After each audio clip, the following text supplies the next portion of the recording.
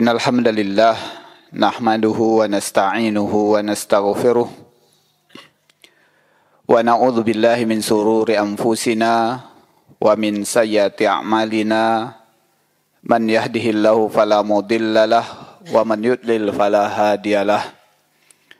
Asyhadu an la ilaha illallah wahdahu la syarikalah wa asyhadu anna Muhammadan abduhu wa rasuluh.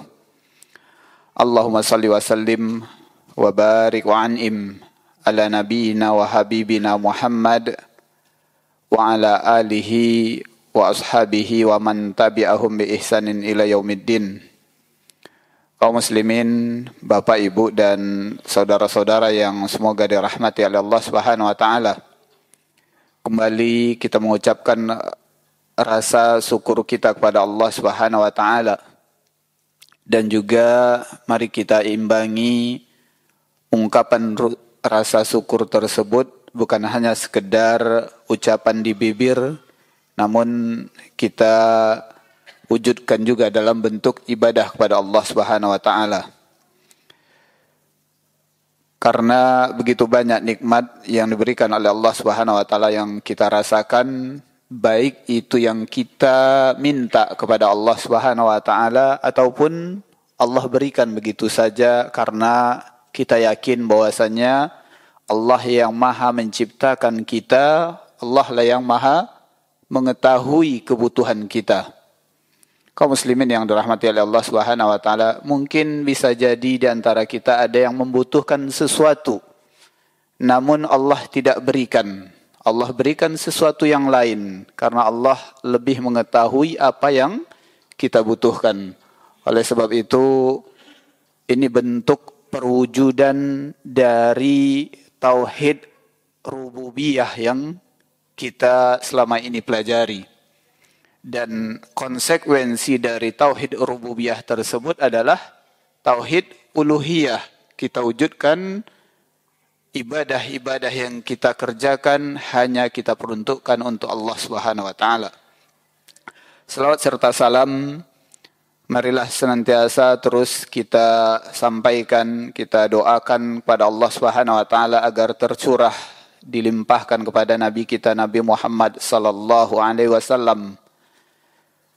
Dan juga semoga selawat serta salam kita tersebut tersampaikan kepada istri-istri Nabi, anak keturunan Nabi, para sahabat, para tabi'in dan tabi'ut tabi'in, serta orang-orang yang terus mengikuti jejak langkah yang telah dibawakan oleh Nabi dan para sahabat di dalam beragama sampai ditegakkannya hari kiamat nanti.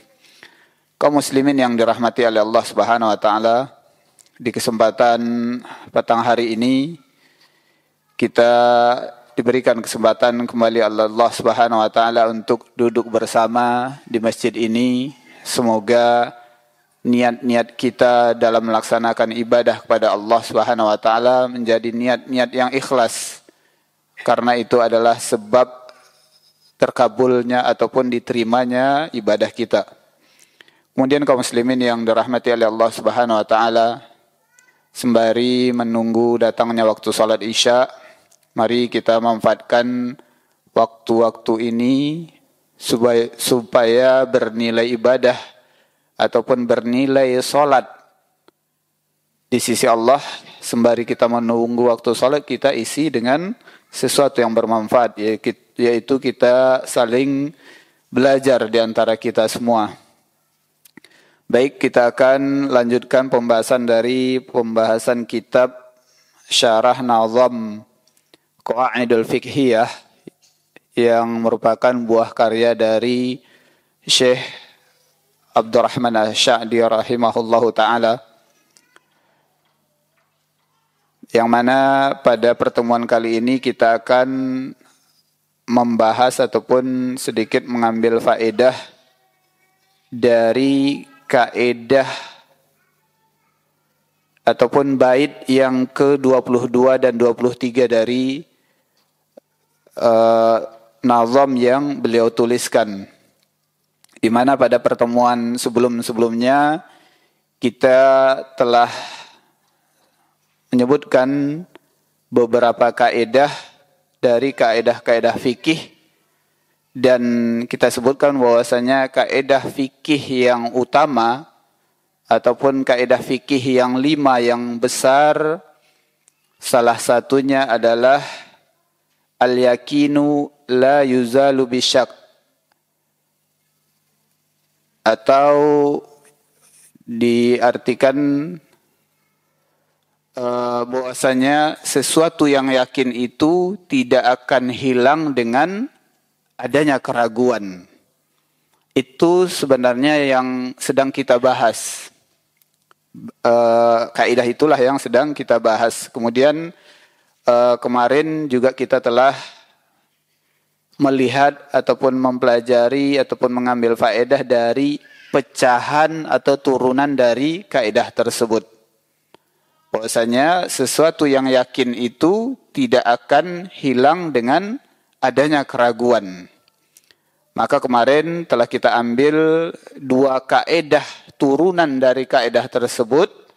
Yang pertama berkaitan dengan segala sesuatu yang ada di bumi ini, baik itu air, bumi, pakaian, bebatuan, itu semuanya hukum asalnya adalah tahurun, suci. Sampai ada dalil keterangan bukti yang menyebutkan berubahnya hukum suci tersebut kepada hukum yang lainnya atau menjadi najis. Kemudian kaidah turunan yang kedua yang kita bahas kemarin adalah bahwasanya kehormatan, darah, harta seorang yang terjaga itu hukum asalnya adalah haram untuk dirampas, untuk diambil, kecuali atau sampai datangnya sesuatu yang membolehkan untuk diambilnya harta tersebut ataupun ditumpahkannya darah tersebut atau diambil oleh seseorang dengan dalil-dalil ataupun bukti-bukti yang kuat. Kemudian kaum muslimin yang dirahmati oleh Allah Subhanahu wa taala, kita akan masuk ke kaidah turunan yang ketiga dari kaidah al-yakinu la yuzalu bisyak, sesuatu yang yakin itu tidak akan hilang dengan adanya keraguan, yaitu bait nazam yang ke-22 yang disebutkan oleh Syekh Asy-Sya'di yang berbunyi wal aslu fi adatinal ibahah hatta yaji'a sariful ibahah. Itu bait yang ke-22. Kemudian bait yang ke-23 walaysa masru'an minal umuri ghairal ladzi fi syar'ina madhkuri. Kata beliau di bait yang ke-22, wal aslu fi adatinal ibahah. Hukum asal dari perkara adat kebiasaan kita itu adalah mubah, boleh. Hatta yaji'a sariful ibahah, sampai datang dalil yang memalingkan hukum asal tersebut. Atau sampai datang dalil yang memalingkan hukum boleh atau mubah tadi kepada hukum yang lainnya. Jadi di dalam bait yang ke-22 ini yang merupakan kaidah turunan yang ketiga dari kaidah sesuatu yang yakin itu tidak akan hilang dengan keraguan, disebutkan hukum asal dari perkara adat kebiasaan itu adalah mubah, boleh, sampai datangnya dalil yang memalingkan hukum mubah tersebut kepada hukum selainnya. Kaum muslimin yang dirahmati oleh Allah Subhanahu wa taala, Kita lihat sedikit ataupun kita ambil pelajaran dari syarah penjelasan kaidah tersebut. Pensyarah menyebutkan hadzal bait fihi isyarah ila qaidati tsalitsah minal qawaidil mutafarri'ah an qaidati al-yaqinu la yazulu bisyak. Bait ini ataupun ungkapan Syekh Asy-Sya'di ini menunjukkan, mengarahkan kepada kaidah ketiga, yaitu kaidah turunan yang ketiga dari kaidah al-yaqinu la yazulu bisyak. Sesuatu yang yakin itu tidak akan hilang dengan keraguan. Wa hiya qaidatun, dan dia adalah kaidah al-aslu fil adati wal muamalati al-af'u wal ibahah. Kalau Syekh Asy-Sya'di tadi menyebutkan dengan kalimat wal aslu fil adati nal ibahah hatta yaji'a sariful ibahah. Namun secara umum para ulama, bukan hanya Syekh Asy-Sya'di, menyebutkan kaidah ini berbunyi al-aslu fil adati wal muamalatil af'u wal ibahah. Hukum asal pada adat, kebiasaan, wal muamalat, dan muamalah, al-af'u, dimaafkan, diperboleh gitu. Wal ibahah, ataupun mubah, atau dalam bahasa kita adalah boleh. Jadi inilah kaidah yang disebutkan oleh Syekh Asy-Sya'di dan juga para ulama lain, bahwasanya perkara adat, kebiasaan, itu hukum asalnya adalah sesuatu yang boleh. Kemudian kaum muslimin yang dirahmati oleh Allah Subhanahu wa taala, pensyarah menyebutkan wal kalamu 'alal qaidati fi iddatin masail. Dan pembahasan tentang kaidah ini mencakup kepada beberapa permasalahan berikut ini.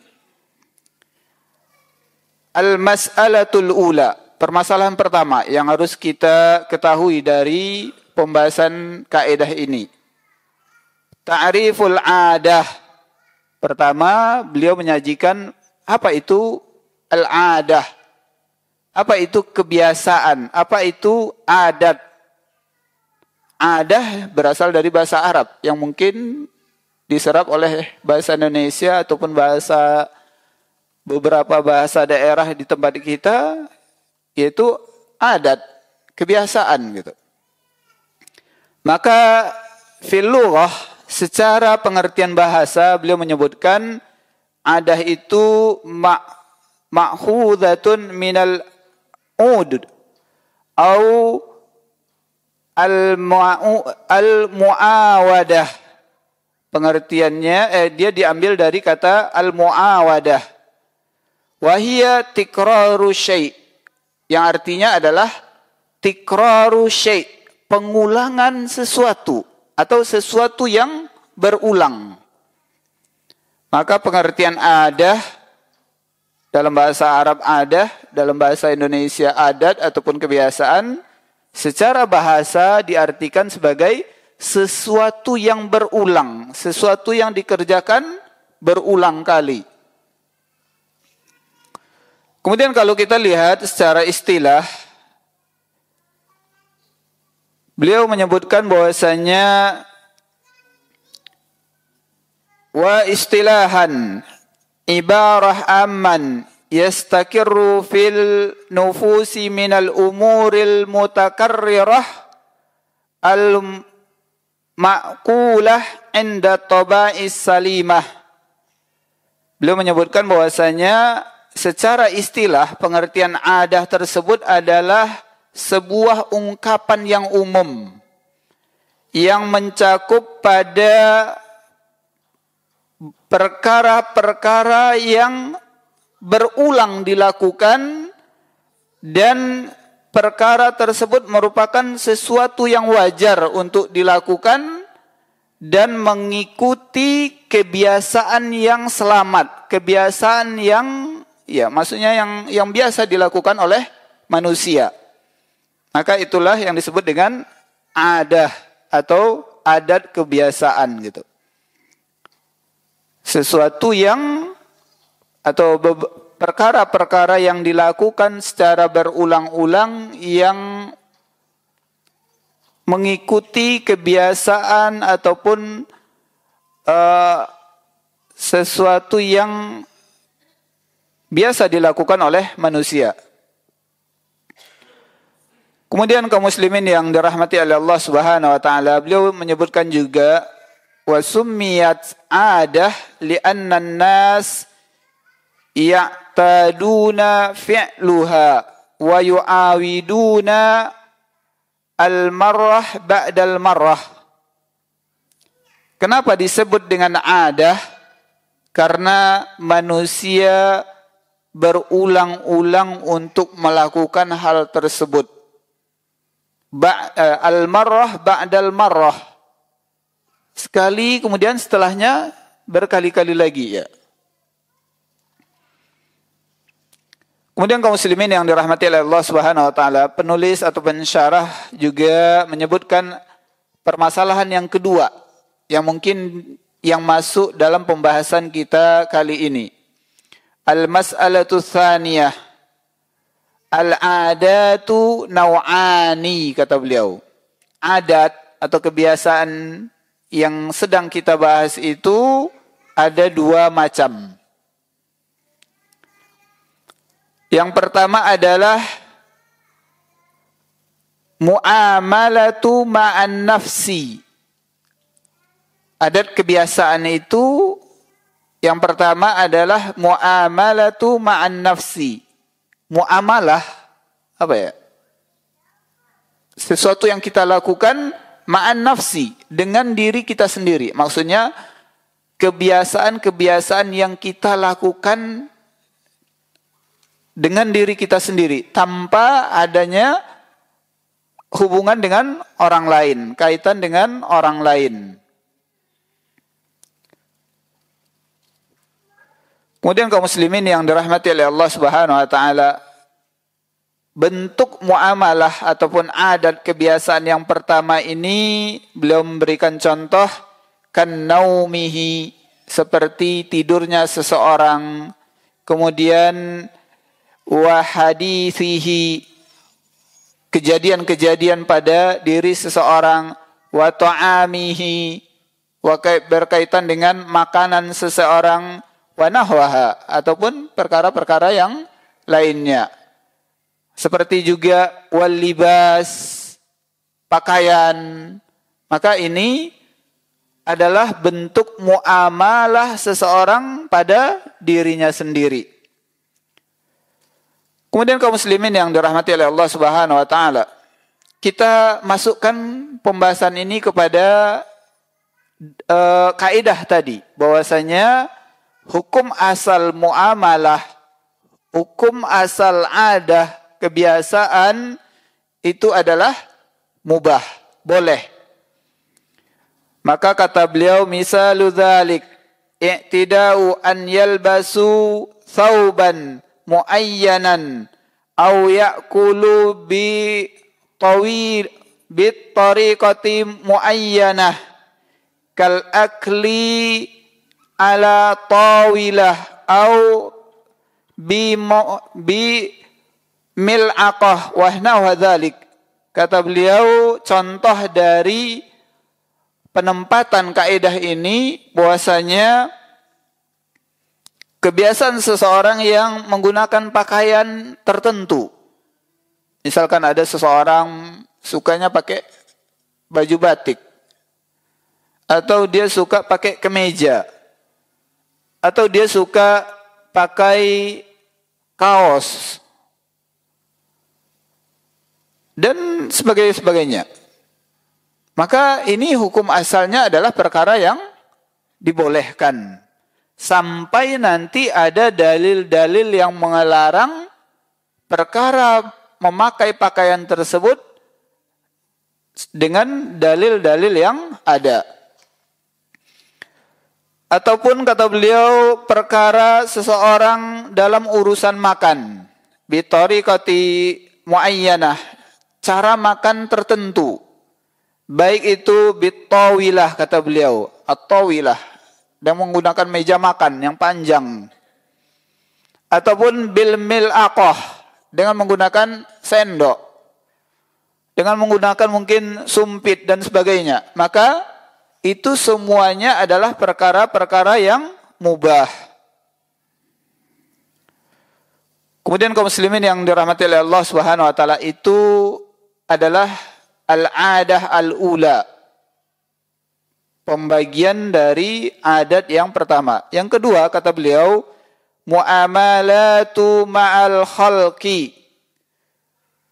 Ya, muamalah seseorang dengan khalq, ciptaan Allah Subhanahu wa taala.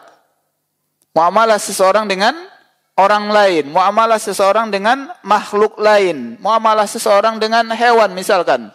Bagaimana muamalah seseorang dengan makhluk Allah yang lain? Muamalah seseorang dengan jin ada, Pak? Ya bisa jadi. Muamalah seseorang dengan malaikat ada enggak, Pak?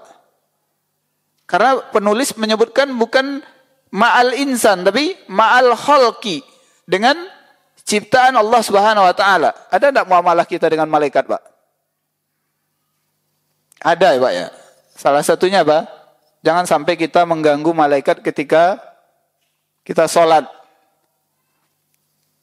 dengan cara bersiwak ataupun menggosok gigi. Itu bentuk muamalah kita dengan malaikat. Kemudian kaum muslimin yang dirahmati oleh Allah Subhanahu wa taala, maka beliau sebutkan bahwasanya muamalatu ma'al khalqi wa hiya ma ta'taduhul jamaah wal mujtama' bi syaklin amin. Kata beliau, muamalah ma'al khalqi, muamalah kita dengan ciptaan Allah Subhanahu wa taala yang lain, ini menyangkut kebiasaan secara berjamaah, secara bersama-sama, ataupun kebiasaan yang kita lakukan dengan al-mujtama', masyarakat umum, bisyaklin amin kata beliau, dengan bentuk yang umum, yang luas.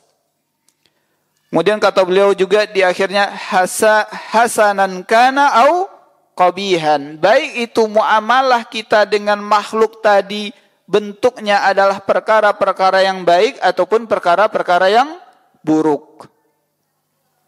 Maka itu semua adalah bentuk muamalah seseorang dengan makhluk Allah yang lainnya.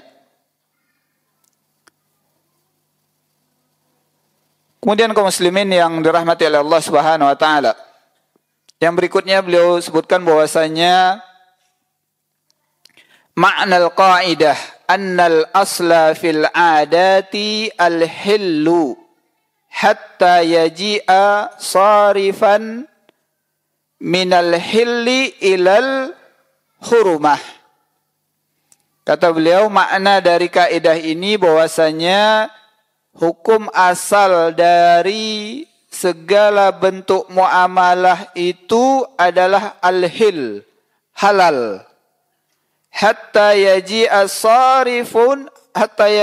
sarifu minal hilli ilal hurmah.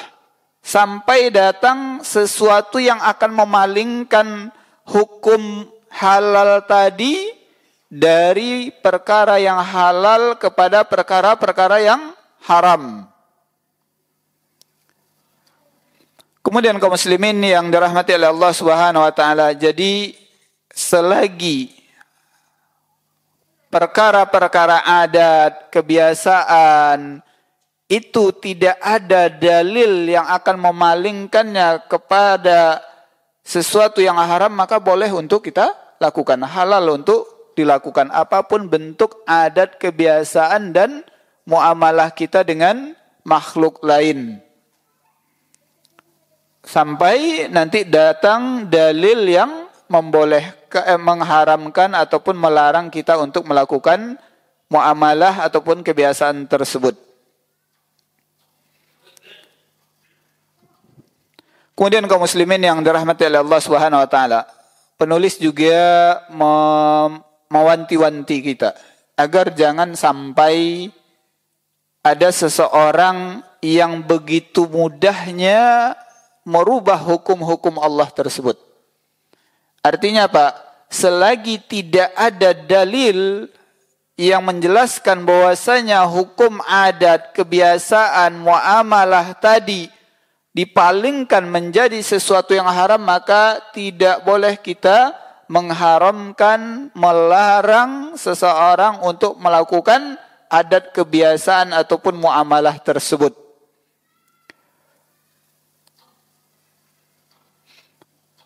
Kaum muslimin yang dirahmati oleh Allah Subhanahu wa taala, beliau membawakan firman Allah, hadis Nabi sallallahu alaihi wasallam, itu hadis dari sahabat Iyad bin Himar. Anin Nabi sallallahu alaihi wasallam qala Rasulullah sallallahu alaihi wasallam qala Allah taala. Jadi hadis ini adalah hadis qudsi. Kata Nabi sallallahu alaihi wasallam, Allah Subhanahu wa taala telah berfirman, "Inni khalaqtu ibadi hunafa'a kullahum." Kata Nabi bahwasanya Allah Subhanahu wa taala mengatakan, sesungguhnya aku telah menciptakan hamba-hambaku hunafa'a kullahum, hanif, dengan apa ya? Jiwa yang lurus. Kullahum, semua mereka gitu, kata Allah Subhanahu wa taala. Wa innahum atatshumus syayatin. Kemudian setan-setan mendatangi mereka. Fajtalathum an dinihim. Kemudian setan itulah yang akan nanti memalingkan, menyesatkan mereka atau hamba-hamba Allah tadi dari agama mereka. Wa harramat alaihim ma ahlaltu lahum. Kemudian mereka mengharamkan apa yang telah aku halalkan, kata Allah Subhanahu wa taala. Kaum muslimin yang dirahmati oleh Allah Subhanahu wa taala, ini adalah hadis qudsi yang disebutkan oleh Nabi sallallahu alaihi wasallam bahwasanya Allah Subhanahu wa taala menciptakan hamba-hamba Allah ini dalam keadaan hanif. Jiwa mereka itu lurus. Kemudian setelah itu barulah datang para setan-setan yang akan menyesatkan, memalingkan hamba-hamba Allah tersebut dari agamanya Allah Subhanahu wa taala. Kaum muslimin, dari hadis ini kita melihat ini salah satu bukti bahwasanya setiap manusia yang terlahir itu secara asal mereka adalah beragama Islam. Allah Subhanahu wa taala lahirkan mereka ke atas dunia ini dalam keadaan hunafa, kata Allah Subhanahu wa taala, berjiwa yang hanif, memiliki jiwa yang lurus, fitrah yang lurus.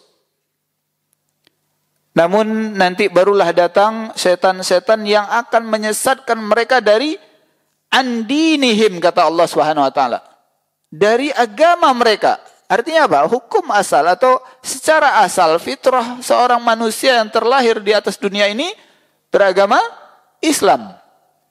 Barulah datang nanti setan-setan yang akan memalingkan mereka, menyesatkan mereka dari agama Islam tersebut. Sebagaimana hadis yang lain yang disebutkan oleh Nabi sallallahu alaihi wasallam bahwasanya setiap manusia itu terlahir dalam keadaan fitrah yang suci. Fitrah yang suci itu yang dimaksud adalah beragama Islam. Barulah nanti kedua orang tua mereka yang menjadikan mereka Yahudi, Nasrani ataupun Majusi. Berarti kalau kita kaitkan dengan hadis ini apa, Pak? Yang jadi setan siapa? Ya, kedua orang tua mereka gitu. Karena setan itu bisa jadi dari kalangan jin dan manusia, minal jinnati wan nas. Kemudian kaum muslimin yang dirahmati oleh Allah Subhanahu wa taala, Allah menyebutkan bahwasanya setan-setan tersebut yang menyesatkan hamba-hamba Allah tersebut yang mereka mengharamkan apa-apa yang telah dihalalkan oleh Allah Subhanahu wa taala. Ini penulis ataupun pensyarah menyebutkan bahwasanya inilah salah satu dalil yang menyebutkan bahwasanya perkara adat kebiasaan itu hukum asalnya adalah perkara yang halal, perkara yang dibolehkan. Wa hadhihi qa'idatun 'azimatun nafi'atun, kata beliau. Dan inilah kaidah yang sangat agung, sangat besar dan memiliki manfaat yang sangat besar untuk manusia itu sendiri.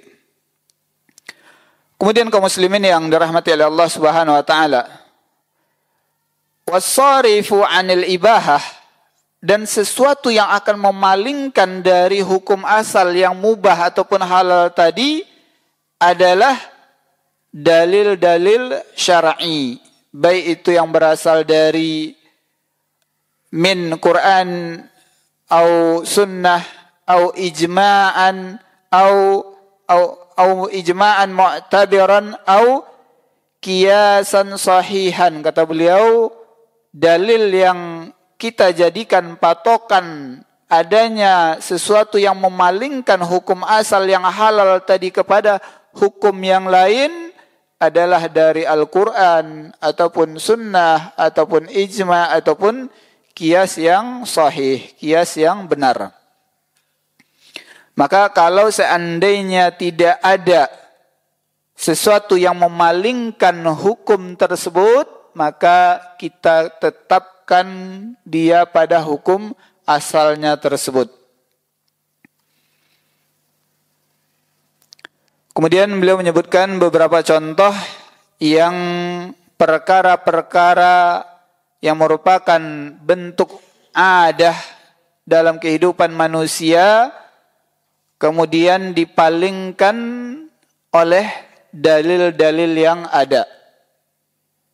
Berarti contoh-contoh berikut yang akan kita sebutkan adalah yang tadinya hukum asalnya adalah perkara yang boleh. Yang pertama beliau menyebutkan i'tiyadul akli bishimal, kebiasaan ataupun adat makan dengan tangan kiri. Hukum asalnya apa, Pak? Kalau kita kaitkan dengan kaidah ini, maka hukum asalnya adalah perkara yang diperbolehkan. Namun faja'a tahrimu lidzalika, kemudian datanglah pengharaman terhadap hal tersebut.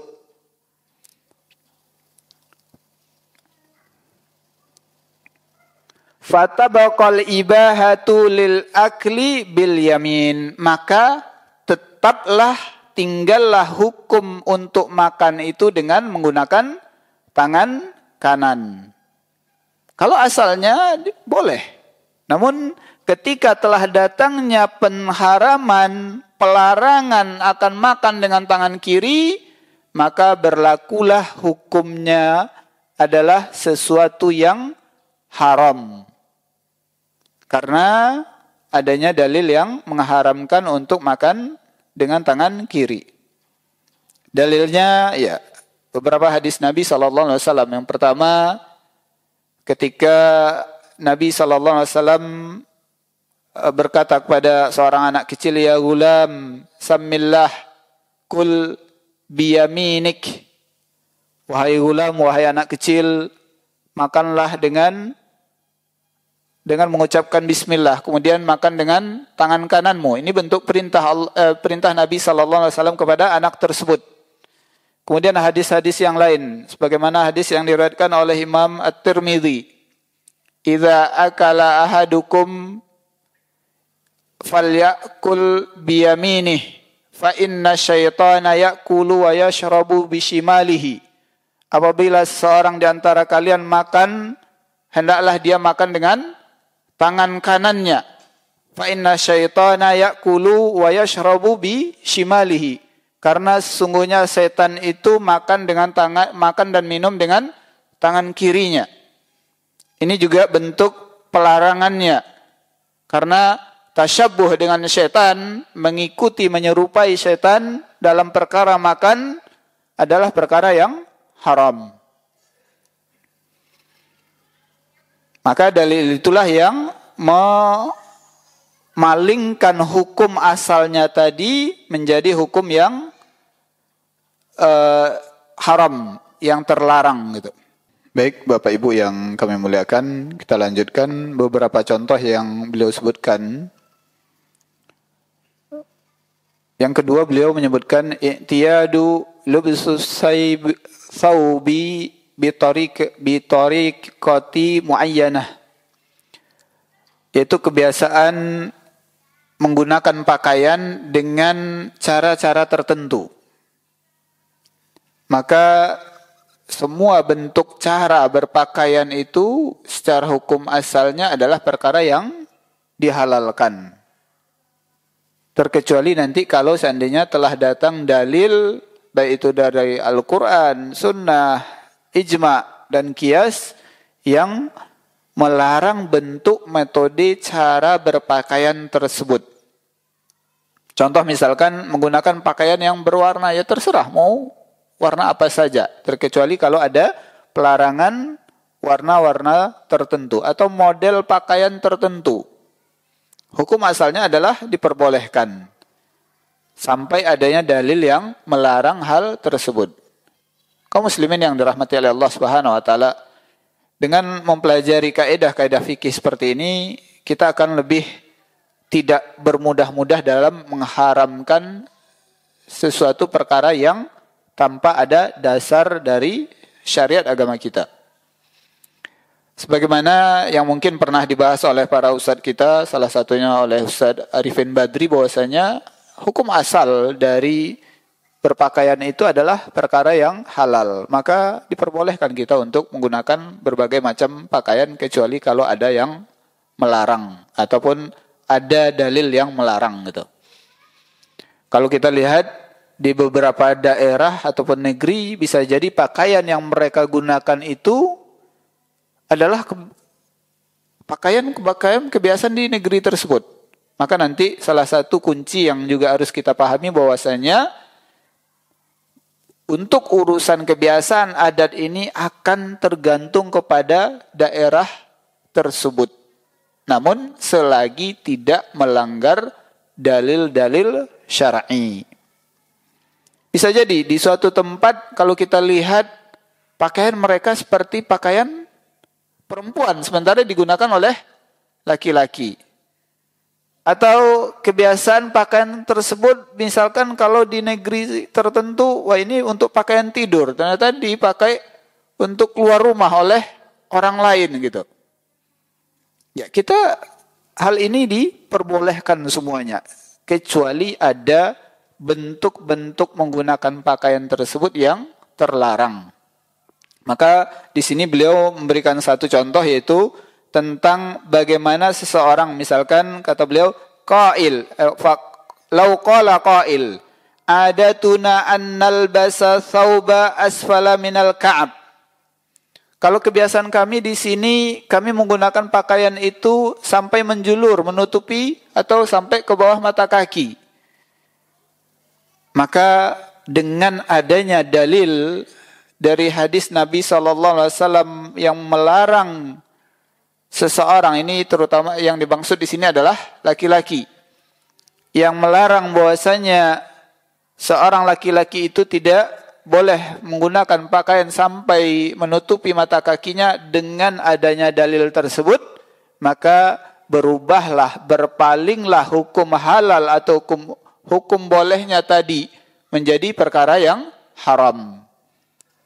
Karena banyak dalil-dalil yang menyebutkan bahwasanya haramnya ataupun terlarangnya menggunakan pakaian melebihi mata kaki. Salah satunya adalah bahwasanya Nabi SAW menyebutkan nanti di akhirat Allah Subhanahu wa taala tidak akan melihat dan bahkan Allah tidak akan berbicara, enggak mau mengajak bicara seseorang, ataupun Allah tidak akan mensucikan seseorang yang kebiasaannya dia menggunakan pakaian sampai menutupi mata kaki. Ini adalah bentuk dalil yang mengharamkan menggunakan pakaian sampai menutupi mata kaki. Kemudian yang ketiga, contoh yang beliau sebutkan adalah anil akli muta'ak.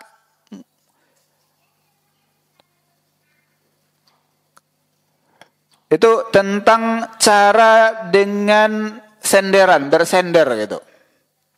Maka secara hukum asal, bagaimanapun bentuk cara seseorang, mau kakinya mau diangkat dan sebagainya, itu secara hukum asalnya adalah perkara yang halal. Namun ketika ada dalil nanti yang melarang bahwasanya seseorang tidak boleh makan dengan bersender ataupun makan dengan cara-cara yang lain, maka berpalinglah hukum halal ataupun boleh tadi menjadi hukum yang terlarang. Maka tidak boleh kita untuk makan dengan bersender ataupun dengan cara-cara yang lainnya. Kalau misalkan ada seorang menanyakan, boleh tidak makan menggunakan sendok, sumpit, dan sebagainya, maka hukumnya adalah boleh. Karena belum pernah kita temukan ada dalil yang memalingkan hukum halal tersebut menjadi perkara yang haram. Ada di antara kita yang pernah menemukan hadis ataupun ijma' bahwasanya terlarangnya menggunakan sendok dalam makan? Nah, rasa belum ada ya Pak ya. Maka selagi belum ada dalil yang mengharamkannya, melarangnya, maka perkara itu adalah tetap pada hukum asalnya. Dan beberapa contoh-contoh yang lainnya. Termasuk di sini beliau juga menyebutkan bahwasanya dalam urusan minum, secara asal meminum semua bentuk minuman itu adalah perkara yang dibolehkan, halal, kecuali telah datang pengharaman terhadap hal tersebut. Contohnya minum khamar dengan adanya firman Allah Subhanahu wa taala yang menyebutkan pengharaman tentang khamar tersebut. Maka ketika belum turun pengharaman khamar tersebut, dulu Nabi enggak pernah melarang para sahabat untuk meminum khamar. Kemudian tambahannya sebagaimana yang pernah kita bahas dahulu, sebelum turun pengharaman khamar tersebut, maka tidak ada mafsadah atau mudarat yang ada pada khamar tersebut. Setelah Allah turunkan ayat yang mengharamkannya, Allah ciptakan pada khamar tersebut ada sesuatu yang memudaratkan, dan mudaratnya itu lebih besar gitu.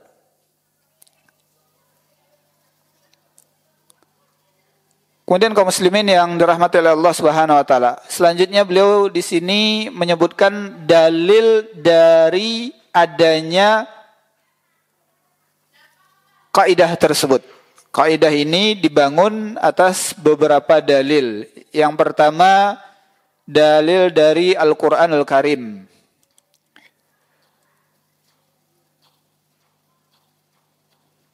Yaitu firman Allah Subhanahu wa taala yang menyebutkan huwallazi khalaqalakum ma fil ardi jami'a. Dialah yang telah menciptakan untuk kalian apa-apa yang ada di bumi ini secara keseluruhan. Maka para ulama mengambil istinbat bahwasanya semua apa yang telah diciptakan oleh Allah Subhanahu wa taala di bumi ini Allah berikan kepada kita sebagai hamba Allah Subhanahu wa taala. Artinya apa? Diperbolehkan oleh Allah Subhanahu wa taala untuk melakukan apa saja dengan ciptaan Allah tersebut. Maka kalau seandainya ada dalil berikutnya yang lain yang mengharamkan perkara itu, barulah jatuh atau berpaling hukumnya kepada sesuatu yang haram. Kemudian dalil yang berikutnya yang dituliskan oleh pensyarah di sini adalah hadis Nabi SAW yang beliau ungkapkan ketika atau dalam permasalahan penyerbukan kurma. Pernah Nabi SAW melewati beberapa orang sahabat yang sedang melakukan penyerbukan terhadap bunga kurma. Kemudian kata Nabi apa? Faqala law lam taf'alu la salahu. Kata Nabi, kalau seandainya kalian tidak lakukan hal tersebut mungkin akan baik-baik saja, kata Nabi SAW. Namun apa? Dengan kalimat Nabi seperti itu, kemudian para sahabat meninggalkan pekerjaannya. Tidak melakukan penyerbukan itu lagi. Kemudian terjadilah sebuah kejadian bahwasanya hasil panen kurma mereka waktu itu tidak seperti yang biasanya. Karena apa? Para sahabat dengan mendengarkan kalimat Nabi tadi meninggalkan, gitu. Tidak melakukan penyerbukan secara buatan lagi. Kemudian dikembalikan kepada Nabi SAW, ataupun kejadian tersebut diketahui oleh Nabi SAW. Kemudian mereka mengatakan, qalu qulta kadza wa kadza, gitu. Dulu engkau mengatakan begini ya Rasulullah, gitu. Maksudnya kalau seandainya kalian tidak melakukan hal itu mungkin baik-baik saja, kata Nabi. Namun ternyata ketika para sahabat tidak lagi melakukan penyerbukan secara buatan tersebut, maka terjadi panen yang tidak seperti biasanya. Maka kata Nabi SAW, qala lahum, Nabi mengatakan kepada mereka, antum a'lamu bi amri dunyakum. Kalian lebih mengetahui tentang urusan dunia kalian, kata Nabi SAW kepada para sahabat. Inilah salah satu dalil yang juga dijadikan oleh para ulama sebagai dalil adanya kaidah tersebut. Kemudian kaum muslimin yang dirahmati oleh Allah Subhanahu wa taala, pembahasan berikutnya yang tadi kita sebutkan dari bait yang ke-23 dari nazam yang disebutkan oleh Syekh Sya'di adalah perkara yang berlawanan dengan hal yang barusan kita bahas tersebut. Kata Syekh Sya'di di sini rahimahullahu taala, walaysa masru'an minal umuri ghayra alladhi fi syar'ina madhkuri. Tidaklah sesuatu itu disyariatkan selain dari apa-apa yang telah disebutkan dalam syariat kita. Ini kaitannya kaum muslimin, Bapak Ibu yang kami muliakan, adalah berkaitan dengan perkara ibadah.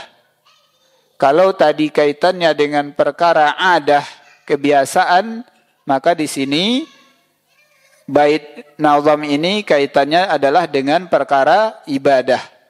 Walaysa masru'an minal umuri. Tidaklah sesuatu itu disyariatkan ghairal ladzi fi syar'ina madhkuri, kecuali apa-apa yang telah disebutkan dalam syariat kita. Artinya apa? Tidak ada sebuah syariat kecuali apa yang telah disebutkan dalam syariat. Ini berkaitan dengan ibadah kepada Allah Subhanahu wa taala. Tidak ada sebuah ibadah kecuali apa yang telah disyariatkan oleh Allah Subhanahu wa taala dan Rasul-Nya. Kalau bahasa mudahnya adalah hukum asal sebuah ibadah itu adalah perkara yang haram sampai ada dalil yang memerintahkan untuk melaksanakan ibadah tersebut. Maka kaum muslimin yang dirahmati oleh Allah Subhanahu wa taala, sebagaimana yang harus kita sadari bahwasanya Allah Subhanahu wa taala menciptakan kita sebagai manusia, wa ma khalaqtul jinna wal insa illa liya'buduni, kata Allah Subhanahu wa taala, tidaklah aku menciptakan jin dan manusia kecuali untuk beribadah kepadaku, kata Allah Subhanahu wa taala. Kaum muslimin, tentunya ibadah yang diinginkan oleh Allah Subhanahu wa taala itu adalah ibadah yang dicintai dan diridhoi oleh Allah Subhanahu wa taala. Maka tidak boleh ataupun hukum asal dari perkara ibadah itu adalah sesuatu yang haram sampai ada dalil yang membolehkan atau yang mensyariatkan ibadah tersebut untuk kita lakukan. Kata pensyarah di sini juga menyebutkan bahwasanya dzakara nazim fi hadzal bait al-qa'idatur rabi'ah at-taliyah liqaidati al-yakinu la yazulu bisyak. Ini juga merupakan pecahan atau turunan dari kaidah bahwasanya perkara yang yakin itu tidak akan hilang dengan adanya keraguan. Kenapa kaum muslimin? Karena kalau kita belum yakin maka tidak boleh kita lakukan sebuah ibadah. Artinya dengan dalil-dalil yang jelaslah baru boleh kita untuk melakukan sebuah ibadah. Karena sesuatu yang yakin adanya tidak akan hilang dengan adanya keraguan. Maka Syekh Asy'adi mengajarkan kepada kita, kita harus tahu dulu mana sesuatu yang disyariatkan, mana yang tidak disyariatkan. Karena kalau sesuatu telah yakin bahwasanya ini adalah bentuk ibadah yang disyariatkan, maka tidak akan pernah hilang, tidak akan pernah rusak hukum tersebut dengan adanya sesuatu yang ragu. Tapi kalau misalkan masih ragu, maka bisa jadi kita tidak boleh untuk melakukan ibadah tersebut. Kalau sebab itu, agama kita adalah agama yang tegak di atas dalil. Tidak mungkin Allah Subhanahu wa taala membiarkan manusia ini berkreasi sendiri di dalam penetapan ibadah-ibadah yang akan mereka lakukan. Karena manusia adalah hambanya Allah. Kaum muslimin yang dirahmati oleh Allah Subhanahu wa taala, seorang hamba, misalkan seorang budak, tidak akan mungkin tuannya ridho dengan segala apa yang dilakukan oleh budak tersebut. Tapi seorang tuan akan ridho apabila budaknya itu mengerjakan segala sesuatu yang diperintahkan oleh tuannya. Tapi kalau seandainya budak tersebut berkreasi sendiri, melakukan sesuatu yang belum tentu disukai dan disenangi oleh tuannya, maka bisa jadi tuannya murka, marah kepada budak tersebut. Seperti itu juga lah seorang manusia kepada Allah Subhanahu wa taala dalam melaksanakan perintah-perintah Allah Subhanahu wa taala. Kemudian kaum muslimin yang dirahmati oleh Allah Subhanahu wa taala, sebagai pendukung untuk pembahasan ini kita lihat pengertian dari ibadah itu sendiri. Bahwasanya ibadah itu, al-ibadah fil lughah, ibadah itu kalau secara pengertian bahasa at-tazallul. Artinya adalah at-tazallul. Tazallul itu merendahkan diri, menghinakan diri. Kemudian kalau secara pengertian syar'an atau pengertian secara istilah, ya ismun wa ta'dhimu jami' li kulli ma yuhibbuhu Allah wa yardahu minal aqwali wal a'mali az-zahiratu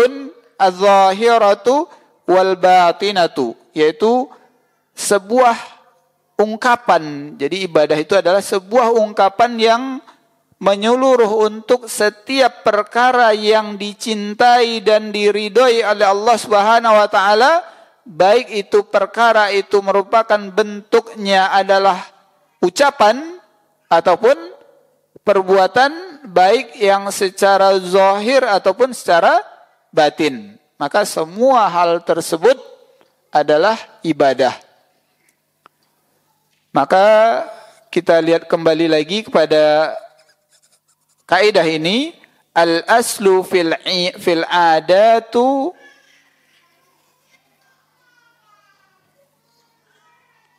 al-aslu fil ibadati al-hadru wal man'u illa ma dalla alaihi syara'. Kata beliau, hukum asal pada ibadah itu al-hadru. hazar, dilarang gitu, dicegah gitu. Wal man'u, ya, sesuatu yang terlarang, illa ma dalla alaihi syara, kecuali apa-apa yang ada dalil dari syariat. Jadi kita kembalikan bahwasanya semua perkara ibadah itu adalah sesuatu yang harus ada dalil dari syariat, barulah boleh seseorang untuk melakukan ibadah tersebut. Kalau tidak ada dalilnya, maka kita kembalikan hukumnya kepada hukum asalnya, yaitu hukum asalnya adalah sesuatu yang terlarang.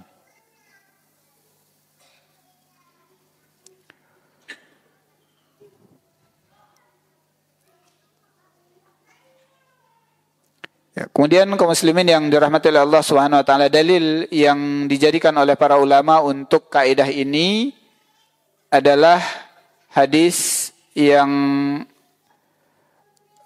biasa kita simak ataupun dengar, yaitu hadis yang diriwayatkan oleh Ibunda Aisyah radhiyallahu anha, "Man amila amalan laisa alaihi amruna fahuwa raddun."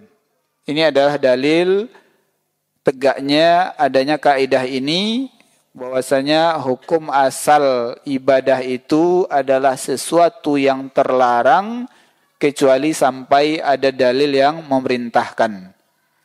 Sebelum Nabi SAW diperintahkan untuk melaksanakan sholat 5 waktu, maka Nabi tidak pernah melaksanakan sholat sebanyak 5 waktu. Sebelum ada dalil mewajibkan untuk puasa di bulan Ramadan, maka Nabi tidak pernah melakukan puasa di bulan Ramadan. Maksudnya mewajibkan dirinya untuk melaksanakan ibadah puasa di bulan Ramadan. Maka begitu juga hendaknya kita tidak boleh ada ibadah yang kita lakukan sampai ada syariat yang jelas, dalil yang jelas, yang menyuruh kita untuk melaksanakan ibadah tersebut. Baik itu perkara-perkara ibadah yang wajib ataupun perkara-perkara yang mustahab.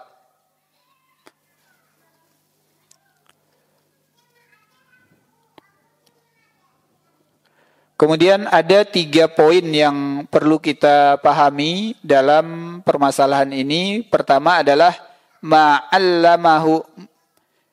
ma'alimna anna syara'ahu fa innahu masyru'un. Kata beliau, apa-apa yang kita ketahui bahwasanya syariat telah mensyariatkan sesuatu, maka sesuatu itu adalah perkara yang disyariatkan. Paham ya Pak ya? Apa-apa yang kita ketahui bahwasanya syariat telah mensyariatkan sesuatu, maka sesuatu itu adalah yang disyariatkan. Yang kedua, ma'alimna anna syar'a naha anhu fa innahu mamnu'un. Apa-apa yang kita ketahui bahwasanya syariat melarang sebuah perkara, maka perkara itu adalah perkara yang terlarang.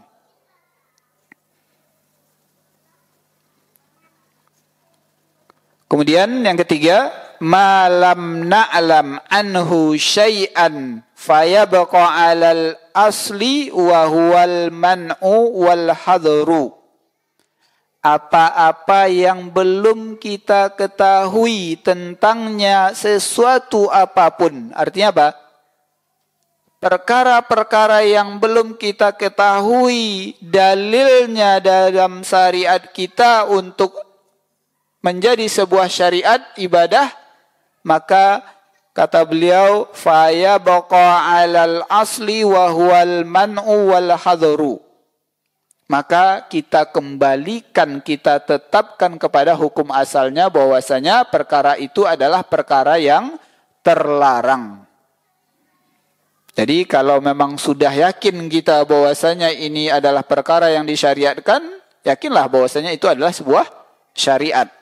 Tapi kalau kita yakin bahwasanya ini adalah perkara yang terlarang, maka yakinlah bahwasanya itu adalah perkara yang terlarang. Namun yang ketiga, kalau seandainya belum ada sesuatu apapun, belum kita ketahui dalil dari syariat untuk menetapkan sebuah perkara, maka kita kembalikan ke hukum asalnya, bahwasanya syariat itu tidak ada atau sesuatu yang terlarang.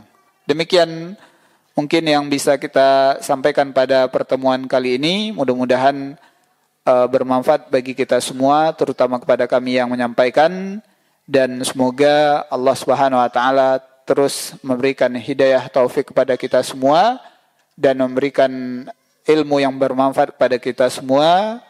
Kemudian Allah memberikan kekuatan kepada kita untuk mengamalkan setiap ilmu yang kita pelajari. Wallahu a'lam bishawab. Mohon maaf atas segala kekurangan. Aqulu qauli hadza astaghfirullah li wa lakum wastaghfirhu innahu huwal ghafurur rahim. Assalamualaikum warahmatullahi wabarakatuh.